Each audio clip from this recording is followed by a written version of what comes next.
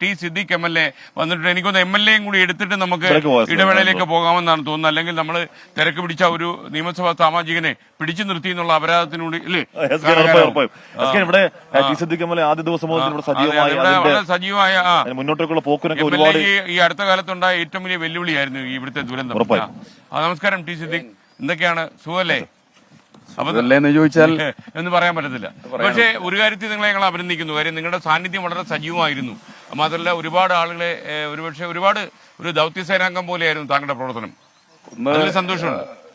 അതില് ഒരു ആശ്വാസമുണ്ട്. പരമാവധി ഇപ്പോ ആദ്യത്തെ സെക്കൻഡുകളിൽ മിനിറ്റുകളിൽ ചെയ്തത് ഉറങ്ങിക്കിടക്കുന്ന ആളുകളെ ഉണർത്തുക.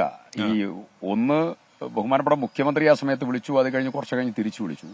ചീഫ് സെക്രട്ടറി വിളിച്ചു, ഓൺ ദ സ്പോട്ട് ഫോൺ എടുത്തു. പ്രതിപക്ഷ നേതാവിന് വിളിച്ചു, ഞാൻ ഡൽഹിയിലേക്ക് വിളിച്ചറിയിച്ചു, മന്ത്രിമാരെ വിളിച്ചു, SP, ജില്ലാ കലക്ടർ, ഫയർ, അങ്ങനെ തുടങ്ങി പിന്നെ അതുപോലെ disaster management authority Shekhar Kuriakose ഉൾപ്പെടെ എല്ലാവരെയും വിളിച്ച് ഇത് ലൈവില് നിലനിർത്താൻ വേണ്ടിയിട്ടുള്ള നടപടിയാണ് ആദ്യത്തെ.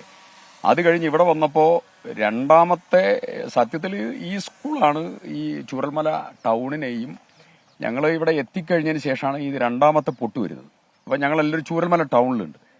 സത്യത്തിൽ ഇവിടെ ഈ മരങ്ങളും കല്ലുകളും ഇതെല്ലാം ഈ സ്കൂൾ തടഞ്ഞു നിർത്തിയില്ലെങ്കിൽ ഈ ചൂരൽമല ടൗണും ഉണ്ടാവില്ല, അവിടെ നിന്നിരുന്ന ഞങ്ങൾ ആരും ഉണ്ടാവില്ല. അത് കഴിഞ്ഞ് ഞങ്ങൾ രാവിലെ ഇങ്ങോട്ട് വരുമ്പോൾ പുലർച്ചെ വരുന്ന സമയത്ത് ആദ്യം കണ്ടത് ഈ മരത്തിനിടയിൽ ഒരു കാല് നിൽക്കുന്നതാണ്. അത് കഴിഞ്ഞ് സൈഡിലേക്ക് നോക്കും മുഴുവൻ മൃതദേഹങ്ങളാണ്. പിന്നെ ഈ സുഹൃത്തിന്റെ ഒരു പെട്ടെന്നുള്ള പൊട്ടിക്കരച്ചിലാണ് അദ്ദേഹത്തിന്റെ സഹോദരിയുമായി. അങ്ങനെ തുടങ്ങി പിന്നെ അങ്ങ് ഒരു കൺട്രോൾ ഇല്ലാത്തതായിട്ടുള്ള ഗുരുതരമായിട്ടുള്ള സാഹചര്യങ്ങളാണ്.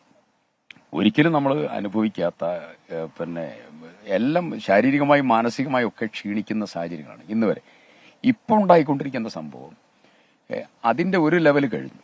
ഇപ്പൊ ഉണ്ടായിക്കൊണ്ടിരിക്കുന്ന സംഭവം ഈ DNA റിസൾട്ട് കിട്ടിക്കഴിഞ്ഞതിന് ശേഷം അടക്കം ചെയ്തതായിരിക്കുന്ന സ്ഥലത്ത് ഉറ്റവരും ഉടയവരും കിടക്കുന്നതായ കുഴിമാടത്തിന്റെ അടുത്ത് പോയിട്ടുള്ള കരച്ചിൽ, അതും നമ്മൾ ഈ ട്രോമയിൽ നിന്ന് നമുക്കങ്ങ് റിക്കവർ ചെയ്ത് വരാൻ പറ്റാത്തതായിരിക്കുന്ന ഒരു പ്രത്യേക സാഹചര്യമാണ്. ഓരോ ഇടത്തും ഓരോ അവസ്ഥയാണ്. ഇപ്പൊ ഇതിന്റെ തൊട്ടടുത്തൊരു വീടുണ്ട്. ആ വീട് അവിടെ ഒരു 22-23 കുട്ടികളെ ട്യൂഷൻ എടുത്തൊരു കുട്ടിയുണ്ട്. അവർ PG ഇംഗ്ലീഷ് കഴിഞ്ഞതായിരിക്കുന്ന B.Ed കഴിഞ്ഞതായിരിക്കുന്ന ഒരു കുട്ടിയാണ്. ആ കുട്ടികളിൽ 5 കുട്ടികൾ മാത്രമേ ബാക്കിയുള്ളൂ. അവരുടെ ഈ ചെവിയിൽ ഈ കുട്ടികളെ സംസാരിക്കുന്നത് കേൾക്കുകയാണ്. അവർക്ക് ഒരിക്കലും മുന്നോട്ട് പോകാൻ പറ്റുന്നില്ല. എത്ര കൗൺസിലിംഗ് കൊടുത്തിട്ട് നേരെയാകും. അങ്ങനെ ഓരോരോ പ്രശ്നങ്ങൾ ഇവിടെയുള്ള ഓരോ ആളുകൾ ഇപ്പോഴും ഫേസ് ചെയ്തുകൊണ്ടിരിക്കുക. നമുക്ക് അതിജീവിച്ചേ പറ്റൂ. അതിനാവശ്യമായിട്ടുള്ള നടപടികൾ ഇപ്പോൾ ഇവിടെ ഹയർ എഡ്യൂക്കേഷനിൽ നിലവിൽ ഓരോ ഇടത്ത് പോകുന്ന കുട്ടികളുണ്ട്. ആ കുട്ടികളിപ്പോൾ എൻ്റെ ഒരു ആഭ്യന്തര സർവേ അത് പൂർത്തിയായി, അത് അപ്ഡേറ്റ് ചെയ്യാൻ വേണ്ടി WMO MSW സ്റ്റുഡൻസിൻ്റെ അടുത്ത് കൊടുത്തിരിക്കുക.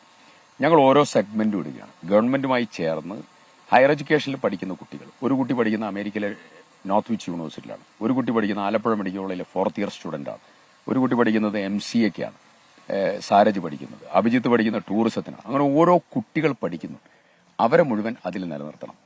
മറ്റുള്ള കുട്ടികൾക്ക് പഠിക്കാനുള്ള അവസരം കൊടുക്കണം. വിവിധ യൂണിവേഴ്സിറ്റികളുമായി സംവിധാനം, ഇപ്പം നിംസ് യൂണിവേഴ്സിറ്റി സ്പോട്ട് അഡ്മിഷൻ ക്രമീകരിച്ച് അവരുടെ SKN അറിയുന്ന അഷ്മിക്ക് അറിയുന്നതാണ് നമ്മുടെ നിംസിന്റെ ഫൈസൽ ഖാൻ. അവരുടെ ഡീംഡ് യൂണിവേഴ്സിറ്റിയിലേക്ക് 13 കുട്ടികൾ ഓൾറെഡി ആയി. 4-ാം തീയതി അവർക്ക് പ്രവേശനോത്സവമാണ് അവിടെ. അപ്പോൾ ഈ പെർഫ്യൂഷൻ ടെക്നോളജി, ഓഡിയോ ടെക്നോളജി ഉൾപ്പെടെയുള്ള എഞ്ചിനീയറിംഗ് ഉൾപ്പെടെയുള്ള വിവിധ കോഴ്സുകൾക്ക് ഇവിടെയുള്ള കുട്ടികളെ നമ്മൾ കൊണ്ടുപോകുക. ഈ ഏരിയന്റെ കൂടെ തന്നെ മറ്റുള്ളതായിരിക്കുന്ന ഏരിയയിലുള്ള കുട്ടികളെയും കൂടി സെലക്ട് ചെയ്യണം. അവർ എത്ര കുട്ടികളെയും സൗജന്യമായി ഭക്ഷണം, സൗജന്യ താമസം, ഫീസ് ഉൾപ്പെടെ ക്രമീകരിക്കുകയാണ്. ഞാനിപ്പോൾ വരുന്നത് അമേരിക്കയിലുള്ള ഒരു നന്മ എന്ന് പറയുന്ന മലയാളികളുടെ അമേരിക്കയിലെയും കാനഡയിലെയും ഒരു ഓൺലൈൻ മീറ്റിംഗാണ്. അപ്പോൾ വിവിധ തലങ്ങളിലുള്ളതായിരിക്കുന്ന ക്രമീകരണം, സംവിധാനങ്ങൾ മുഴുവൻ ഇങ്ങോട്ട് ഗവൺമെന്റ് കൂടെ ഒരു കൂട്ടിയെടുക്കുക. ലൈവ്ലിഹുഡ് ക്രമീകരിക്കുക എന്നുള്ളതാണ് ഒരു വലിയ ചാലഞ്ച്. ആ ചാലഞ്ചും വളരെ ഗൗരവത്തോടു കൂടി അഡ്രസ്സ് ചെയ്ത് നമ്മൾ പൂർത്തീകരിക്കണം. ഇവിടെയുള്ള മൈക്രോ ഫയൽ, അതാണ് ഏറ്റവും പ്രധാനപ്പെട്ട ദൗത്യം. ഒരു സിംഗിൾ ഒരു കുട്ടി, ആ കുട്ടി ഒരു ഫയലായി എടുക്കണം. ഒരു ഫാമിലി അല്ല, ഓരോ വ്യക്തിയും ഒരു ഫയലായി എടുത്ത് അവരെ ജീവിതത്തിലേക്ക് തിരിച്ചു കൊണ്ടുവരിക എന്നതാണ്. ആ തിരിച്ചു കൊണ്ടുവരുന്ന അവസാനത്തെ വ്യക്തിയുടെ തിരിച്ചുവരവിനും അവരുടെ സാമൂഹിക, സാമ്പത്തിക, സാംസ്കാരിക, വിദ്യാഭ്യാസ, ആരോഗ്യ ഉയർച്ച ഉറപ്പാകുന്നതുവരെ വിശ്രമമില്ലാതെ എല്ലാവരുടെയും കഠിനാധ്വാനം നടക്കും. ആ കഠിനാധ്വാനം പൂർത്തീകരിക്കാനുള്ള നടപടി ഗവൺമെന്റുമായി ചേർന്ന് ലോക്കൽ ബോഡീസ്, സന്നദ്ധ സംഘടനകൾ, അതുപോലെ പിന്നെ നിങ്ങളെപ്പോലെയുള്ള മാധ്യമ സ്ഥാപനങ്ങൾ 24 ഇന്നലെ നമ്മുടെ ടൂറിസം സെന്ററുമായി ബന്ധപ്പെട്ടതായിരിക്കുന്ന ഒരു വലിയ മൂവ്മെന്റ് ആയിരുന്നു. അപ്പൊ ടൂറിസം ഇതിന്റെ ഈ ജില്ലയുടെ ഒരു ആത്മാവാണ്. അപ്പോൾ അങ്ങനെ തുടങ്ങി ഓരോ മേഖലകളിലുള്ള ഇടപെടലുണ്ട്. ആ ഇടപെടലൊക്കെ സ്വാംശീകരിച്ച് പൂർണ്ണ തോതിൽ ആവുന്നത് വരെ ഞങ്ങളെല്ലാവരും അതിന്റെ കൂടെ ഞങ്ങളൊപ്പം ഉണ്ടാവും. തീർച്ചയായും. Thank you. താരിഫ് പകുതി കുറച്ചിരിക്കുക ഇന്നത്തെ ദിവസം തൊട്ട്.